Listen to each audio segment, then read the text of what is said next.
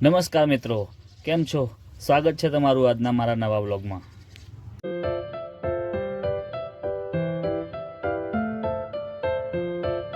તો આપણે જવા નીકળી ગયા હતા ઇસ્કોન મંદિર. ઇસ્કોન મંદિર એટલે સેટેલાઇટ વાળું ઇસ્કોન મંદિર નહીં, કઠવાડા ભુવાલડી રોડ ઉપર આવેલું નવું હમણાં બનેલું ઇસ્કોન મંદિર. કુદરતી વાતાવરણની મજા માણતા માણતા આપણે એન્ટર થઈ ગયા હતા સિંગરવા કઠવાડા રોડ પર. થોડા આગળ જતા રસ્તામાં ડાન્સિંગ રોડ જોવા મળ્યો, તો આપણે વિચાર્યું કે લાવને થોડો ડાન્સ કરી લઈએ.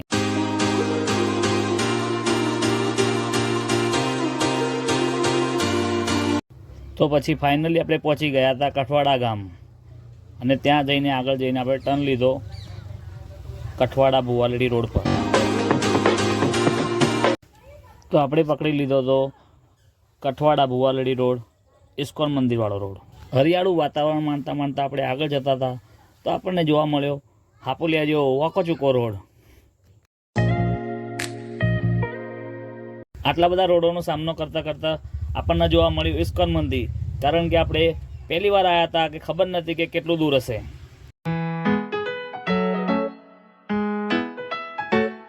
તો આપ સૌ જોઈ શકો છો કે આપણે ઇસ્કોન મંદિરમાં એન્ટ્રી લઈ લીધી છે. એન્ટ્રી લીધા પછી આપણને જોવા મળ્યું કે આ ઇસ્કોન મંદિર કેટલી શાંત જગ્યા પર બનેલું છે, અને આપ જોઈ શકો છો કે અહીંયા ગૌશાળા પણ છે. કદાચ આપણને ખબર નથી કે ગૌશાળા ક્યાં છે, તો આપણે તમને બતાવત.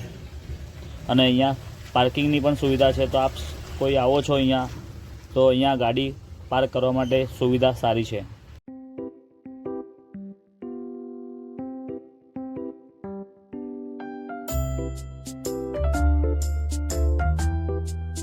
તો આપ જોઈ શકો છો અહીંયાથી મંદિર તરફ જવાનો રસ્તો છે. તો ચાલો જઈએ મંદિર તરફ. તો આપ સૌ માણી શકો છો આ મંદિરની ભવ્યતાને. કેટલું સુંદર ને સરસ મજાનું બનાવેલું છે કઠવાડામાં આવેલું ઇસ્કોન મંદિર, જે ભુવાલડી રોડ ઉપર આવેલું છે.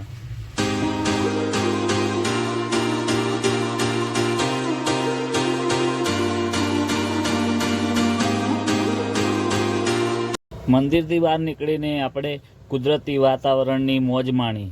ઝીણો ઝીણો પક્ષીઓનો અવાજ અને આ એક શાંત એવા રસ્તાઓ આપણને ખૂબ જ સારા લાગતા હોય છે કે જીવનની ભાગદોડભરી જિંદગીમાં અત્યારે નાની અમથી મોજ આપણે શોધતા હોઈએ છીએ. તો બસ આ રીતના આપણે આજના દિવસનું શરૂઆત કરી. તો આપ સૌએ જોયું કેટલી શાંત અને કેટલી સરસ મજાની જગ્યાએ બનેલું આ મંદિર છે. તો આજ માટે બસ આટલું. તો મળીશું નેક્સ્ટ વ્લોગમાં.